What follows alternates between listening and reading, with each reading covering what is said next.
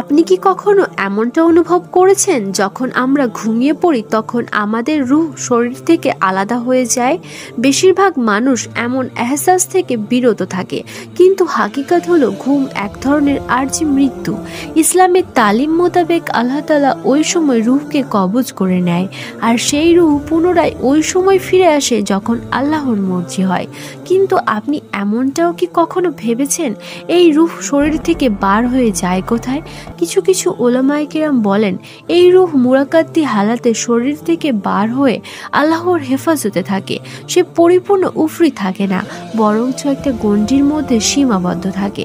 আর ওই সময় কিছু বদ জিনেরা অথবা শয়তান সেই আত্মা অর্থাৎ রূহকে প্রলোভিত করার চেষ্টা করে। আর এইটাই হলো সেই লাফা যখন আমরা স্বপ্নে ভয়ানক খারাপ কিছু দেখতে পাই, আর নয়তো এমন কিছু দেখি যা দেখে আমরা ভয়ে ঘুম থেকে জেগে উঠি। প্রিয় ভিউয়ার্স, এরকম রহস্যময় ভিডিও পেতে চ্যানেলটি সাবস্ক্রাইব করতে একদমই ভুলবেন না।